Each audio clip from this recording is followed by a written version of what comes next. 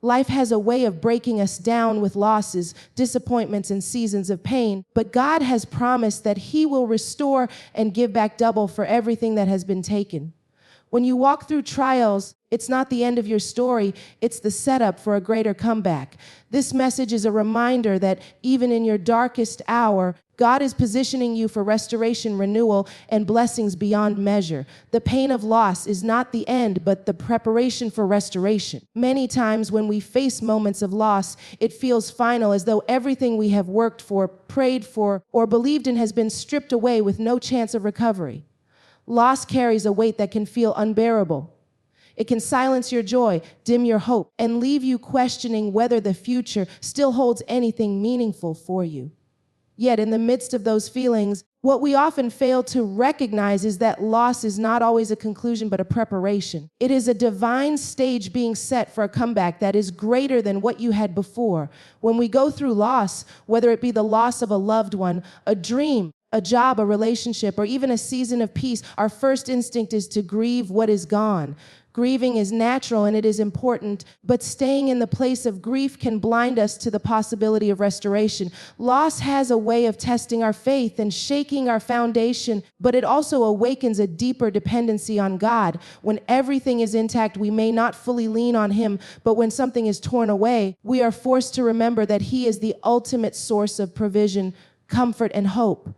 The preparation for restoration begins in that very place of brokenness. It is when you have lost something dear to you that God begins working behind the scenes. Sometimes He allows things to be taken away, not because He wants to punish you, but because He wants to reposition you. Loss can strip away attachments that were limiting your growth, distractions that were clouding your vision, or even people who could not walk with you into your next season. It is painful, yes, but the removal is often necessary so that what is added later will have room to flourish.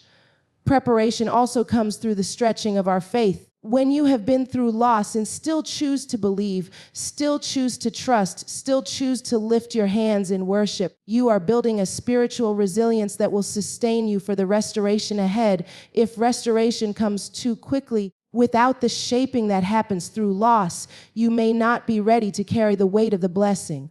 But when you endure the storm, when you cry your tears, when you wrestle with your questions and yet you remain standing, you become stronger, wiser, and more equipped for the double portion that God has promised. There are countless stories of people who thought loss was the end, only to later discover that it was the beginning of a new chapter greater than anything they could have imagined.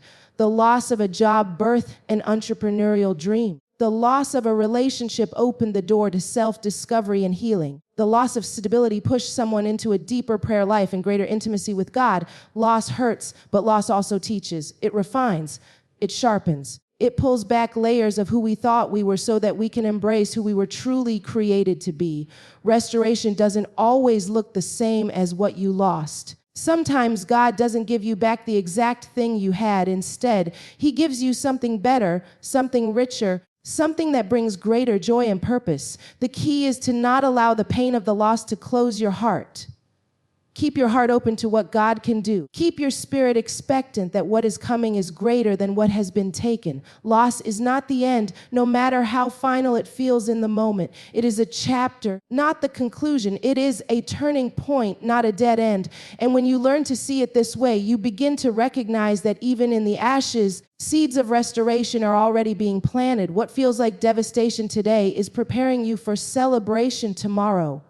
When you look back over your life, you can probably identify seasons where it felt like everything you were building collapsed in front of your eyes. Seasons of lack can come in many forms. It might be financial scarcity, emotional emptiness, relational disappointment, or even spiritual dryness where you feel distant from God. These are the times when it feels like your prayers bounce off the ceiling, when your efforts don't match your results, and when your heart longs for relief, but the waiting stretches longer than you imagined. Yet in the middle of these dry, painful seasons, God has given a clear promise. He will restore, and not just restore, but restore double. The idea of double restoration is not just a poetic thought. It's a divine principle woven throughout Scripture and into the fabric of God's character. He does not just return to you what was lost, but He multiplies it so that the testimony of your life reflects His abundance. When he says he will give you double, he's not only speaking about replacing what you lost, but increasing you beyond what you thought you could ever have. That means if you lost peace, he wants to fill you with a deeper joy. If you lost time, he redeems it by accelerating your purpose. If you lost relationships, he restores them with connections that are healthier, stronger, and more aligned with his will. Double restoration means that your season of lack is not permanent. It's a transition. God uses those times to prune you, refine you, and prepare you for the overflow that is on the way. Often when we are in lack, we assume God has forgotten us, but in truth, those moments are when he is most at work. Just as a seed goes into the soil and disappears before it breaks forth into new life, your season of lack is the covering ground where your increase is germinating.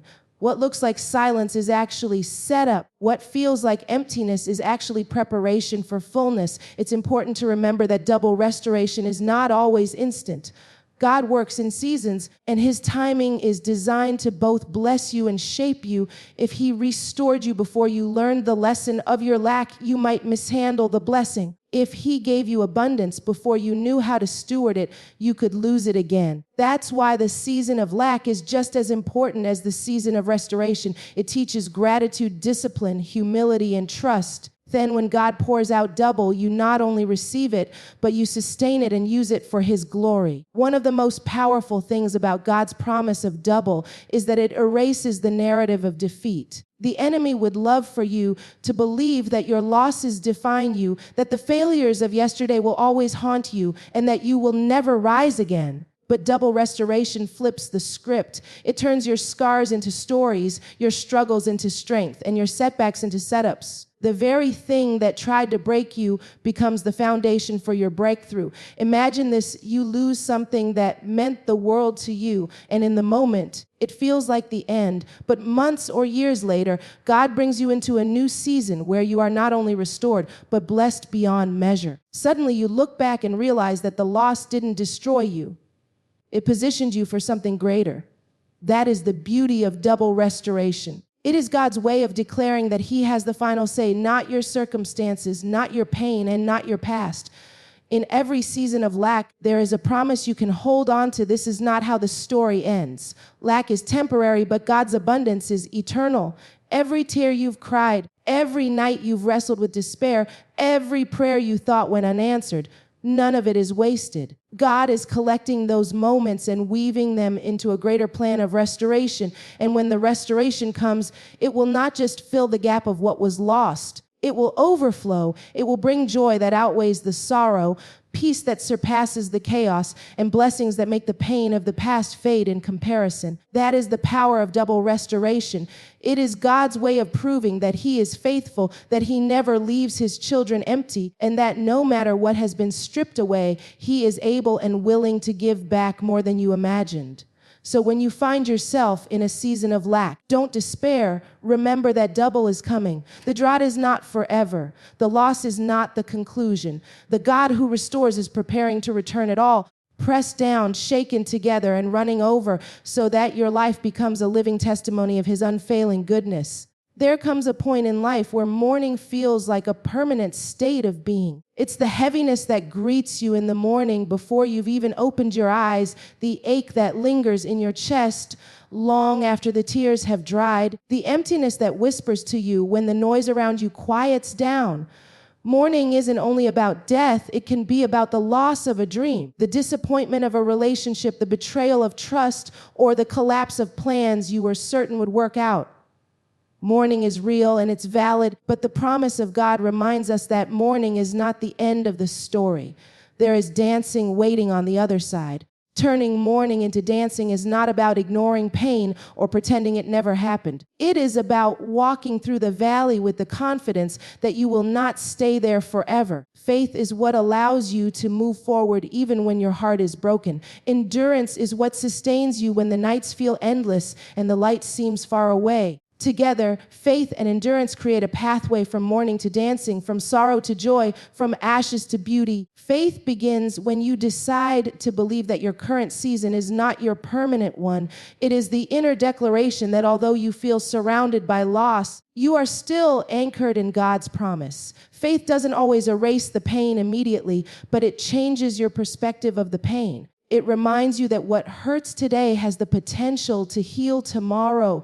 It tells you that tears may last through the night, but joy is on the way in the morning. Faith is not denial. It is defiance against despair. It is standing in the middle of your mourning and saying, I will not give up here. I will not die here. I will see joy again. And endurance is the companion of faith. While faith declares that joy is coming, endurance keeps you steady until it arrives. Endurance is waking up and facing the day even when you don't feel like it. It's showing up in prayer when words are hard to find. It's choosing to keep believing when nothing around you looks like it's changing. Endurance is what prevents you from giving up just before your breakthrough. Many people faint in the middle of their mourning because they cannot see the way forward. But endurance whispers, hold on, you're closer than you think. The shift from mourning to dancing doesn't happen in a moment. It's a process. There will be days when the weight feels lighter, and then there may be days when it feels heavy again. That's part of the journey. Healing rarely moves in a straight line. But if you keep walking, if you keep pressing, if you keep trusting, you will notice that gradually the tears are replaced by laughter, the sorrow is replaced by peace, and the heaviness is replaced by lightness. And when the day of dancing comes, it won't just be ordinary joy, it will be joy made deeper and richer because of what you've endured. The beauty of turning mourning into dancing is that the dancing doesn't erase the memory of what was lost. It transforms it. You'll remember the pain, but you'll also see how far you've come. You'll remember the nights of crying, but you'll also rejoice in the mornings of breakthrough. Dancing after mourning is a testimony. It declares that what tried to break you didn't succeed. It announces to the world that despair didn't have the final word, that God lifted you out of the pit and set your feet on solid ground again. And this dancing is not just for you. It becomes a light for others. When people see you rejoicing after you've walked through mourning, it gives them hope that they too can endure their season and come out stronger. Your dancing becomes an encouragement. Your endurance becomes a lesson. Your faith becomes a blueprint for someone else's survival. What you thought was just your personal pain becomes a testimony of collective healing. Turning mourning into dancing is the divine exchange God offers his children. He takes your ashes and gives you beauty. He takes your heaviness and gives you a garment of praise. He takes your despair and fills it with hope. But you must be willing to endure the process, to walk through the valley, to trust that joy is on the other side. And when you do, you will discover that the God who promised restoration is faithful not only to heal your heart, but to make your joy greater than your sorrow. So if you are in a season of mourning, hold on to your faith and lean on endurance. The dance is coming. The music of joy will play again. And when you rise and begin to move to the rhythm of restoration, you will realize that the mourning didn't break you. It prepared you for a celebration that only God could orchestrate. Loss has a way of stripping away not only what we had, but also who we thought we were. When something valuable is taken from us, whether it be a relationship, an opportunity, or a season of stability, it can feel like our identity and purpose vanish with it. But often, what feels like the end is actually an opening. Loss doesn't just leave you empty, it clears space. And in that cleared space, God plants the seeds of new vision and new purpose. Many of us become comfortable in what we know, even when what we know is not God's best for us. We cling to relationships because they are familiar. We hold on to jobs because they feel safe. We nurture dreams because they make us feel secure. But sometimes God allows loss because without it, we would never move. We would never see beyond what's in front of us. We would never stretch our faith to believe there is more waiting for us than what we currently hold. Loss shakes us out of comfort so that we can step into calling. When you experience loss, it often forces you to re-evaluate your priorities. Suddenly, the things that once consumed your attention may no longer matter, and the things you overlook begin to rise in importance. This shift creates space for vision. You start to see life differently. not through the lens of what was, but through the lens of what could be. And sometimes it is in the darkest seasons that the clearest visions are birthed. Pain sharpens your perspective. It strips away the noise and distractions so that you can hear God's whisper guiding you toward your true purpose. Loss also humbles you in a way that positions you for purpose. When everything is going well, it's easy to assume you are in control, but loss reminds you that life is fragile and unpredictable. It creates a hunger for something greater than material things, greater than human validation, greater than fleeting success. That hunger is the soil where God begins to cultivate vision. He shows you that your life is not defined by what you've lost, but by what He is preparing to birth through you. Sometimes new vision is hidden behind closed doors. When one door shuts, we stand staring at it, grieving what will no longer be, while God is nudging us toward another door that leads to a greater purpose. But we can't see it because our eyes are fixed on the past. Loss teaches us to lift our eyes, to trust that if one chapter ended, it means another is waiting to be written. And often the next chapter carries more weight, more impact, more destiny than the one before. Purpose is often born out of pain. Think about how many organizations, ministries, businesses, and movements were birthed because someone went through a season of loss. A person who lost a loved one starts a foundation to help others in grief. Someone who lost their health begins advocating for awareness and healing. A person who lost financial stability discovers a new creative gift that opens doors they never imagined. The loss became the very thing that pointed them toward their true assignment in life. Your vision becomes clearer when you understand that what you lost was never meant to define your future. It may have been a part of your journey, but it was not the entirety of your story. God has a way of redirecting us through loss, pushing us into places we would have never gone if everything had stayed the same. And while the process hurts, the outcome often reveals that the loss was the gateway to destiny. Loss also teaches resilience, and resilience is essential to purpose. If your vision is going to last, it has to be forged in the fire. Easy seasons don't shape us the way hard seasons do. When you've walked through loss and survived, when you've endured heartbreak and kept going, when you've faced failure and still risen, you become equipped to handle the weight of your calling. Your vision becomes more than an idea. It becomes a mission that has been tested by fire and proven by endurance. So when you face loss, don't see it only as subtraction. See it as transformation. It is the clearing of the old so that the new can emerge. It is the breaking of what was so that what is destined can be built. It is the door that closes so that the one you were meant to walk through can finally open. In loss, God is not abandoning you. He is redirecting you. He is shifting your perspective from temporary comfort to eternal purpose. And when you embrace that truth, you begin to realize that loss is not the end. It is a beginning disguised as an ending. It is the place where your vision sharpens, your calling deepens, and your purpose comes alive in ways you never thought possible. There are moments in life when you look around and nothing seems to add up. You've prayed, you've believed, you've done your best, and yet the results are not what you expected. The doors you thought would open remain shut. The people you thought would support you walk away. The opportunities you believed were yours slip through your hands. In those moments, trusting the process becomes one of the greatest challenges of faith. It is easy to trust God when everything is clear, but true faith is proven when nothing makes sense. Trusting the process means surrendering your timeline and your understanding to God's greater plan. It means acknowledging that His ways are higher than yours, that His perspective stretches beyond what you can see in the moment. Often, we only see fragments of the story, one chapter at a time, while God holds the entire book in His hands. What doesn't make sense to you now is part of a larger picture that will reveal itself in time. But until then, you must learn to rest in the assurance that God has not lost control. The hardest part about the process is the waiting. We are conditioned to want quick results, immediate answers, and instant relief. But God often works in layers, in seasons, in gradual growth. A seed planted in the ground doesn't sprout overnight. It undergoes a hidden process of breaking before it can break through the soil. In the same way, your life goes through hidden processes that prepare you for the breakthrough you've been praying for. What looks like silence is actually God working in the unseen.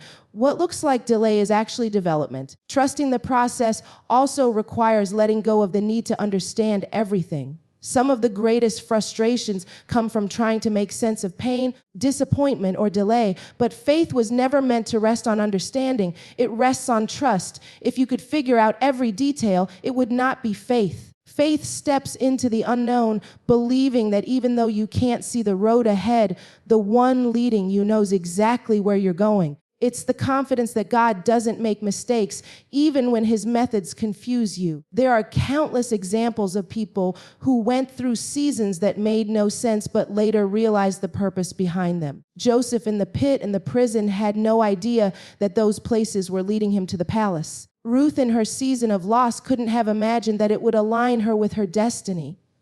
Even Jesus on the cross looked like defeat, yet it was the greatest victory in history. What looks like chaos in the moment often becomes clarity in hindsight. The same is true for your life. What doesn't make sense now will one day make perfect sense when you see how God used it for your good. Part of trusting the process is also trusting yourself in God's hands. Sometimes we doubt our own strength, our ability to endure, or our worthiness to receive what we've prayed for.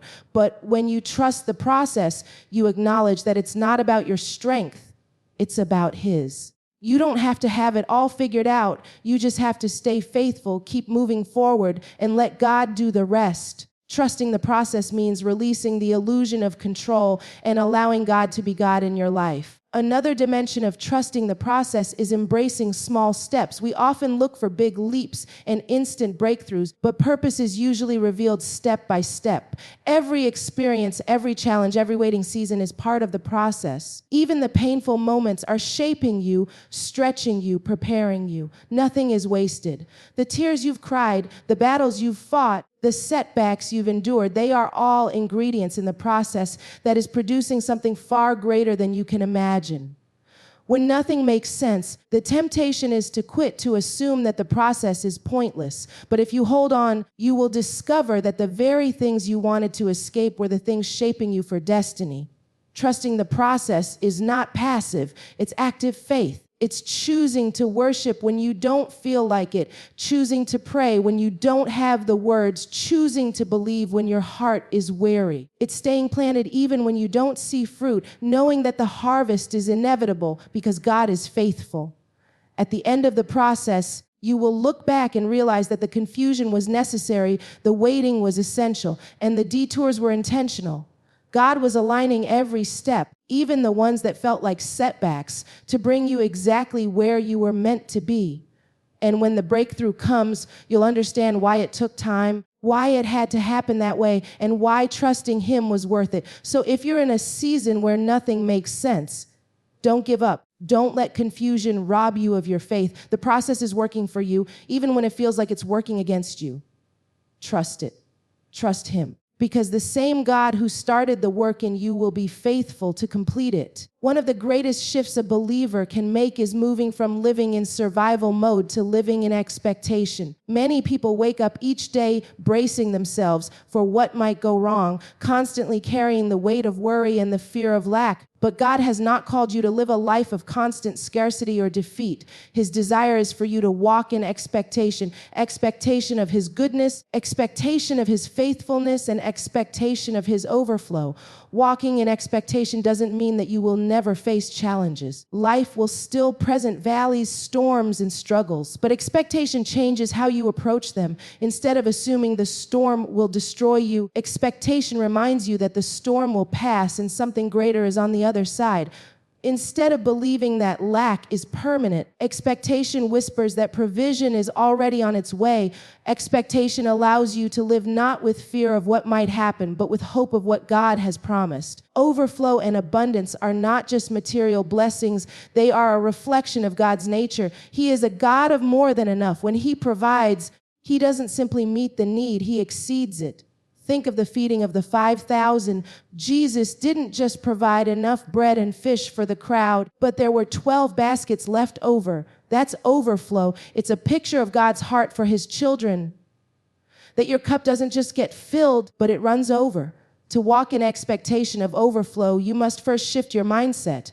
Scarcity teaches you to hold tightly, to fear losing, to believe there's never enough. But abundance teaches you to release, to give, to believe that what God provides is endless. When you wake up with an abundant mindset, you stop asking, what if I don't have enough? And start declaring, I serve a God who is more than enough. That shift opens the door for overflow to manifest in your life. Expectation also requires alignment. God's abundance flows best in the lives of those who are positioned to receive it. That means walking in obedience, cultivating gratitude, and being faithful with what you already have. Many times people ask God for more without being faithful over the little. But when you handle what you have with care and integrity, you demonstrate that you're ready for the greater. Expectation is not passive, it's active faith. It's preparing for what you've prayed for even before it arrives. Walking in expectation also means speaking with faith. Your words shape your reality. If you constantly speak lack, fear, and defeat, you align your life with those outcomes. But when you speak abundance, blessing, and overflow, you align with God's promises. Declaring His word over your life is a powerful act of expectation. It tells heaven and earth that you are standing in agreement with what God has already said about you.